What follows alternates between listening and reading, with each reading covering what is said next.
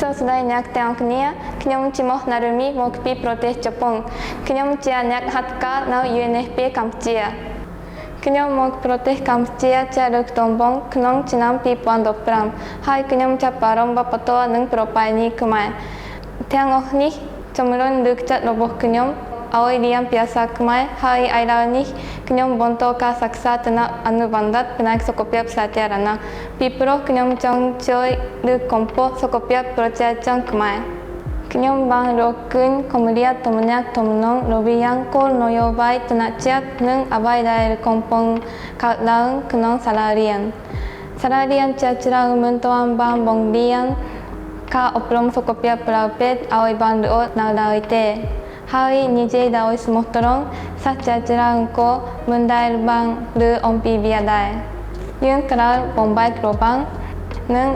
ធ្វើឲ្យការពិភាក្សាជំវិញសុខភាពផ្លូវពេទ្យនិងបន្តពើជារឿងធម្មតាវាសំខាន់ណាស់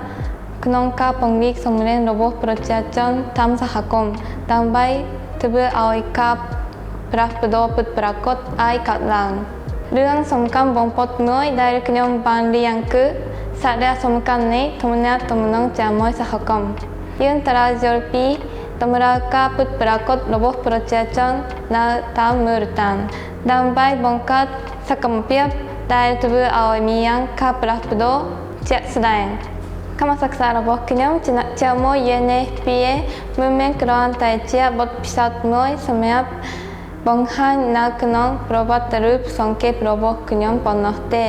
ប៉ុន្តែវាបានជួយខ្ញុំឲ្យរកឃើញចំណូលចិត្តរបស់ខ្ញុំចំពោះសុខភាពសាធារណៈជាមួយនឹងដែលស្រមៃនាពេលអនាគតរបស់ខ្ញុំបានរៀនច្រើនពីក្រុមការងារ UNFP កម្ពុជា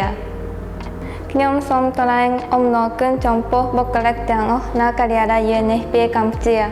ដែលបង្រៀននិងចែករំលែកបទពិសោធន៍ដ៏មានតម្លៃនិងមិនអាចប្រែក្បាន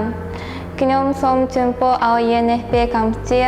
ទទួលបានជោគជ័យជាបន្តបន្ទាប់ក្នុងការបង្កើតសង្គមមួយដែលសុខភាពបន្តពើនិងសិទ្ធិរបស់មនុស្សគ្រប់គ្នាត្រូវបានគោរព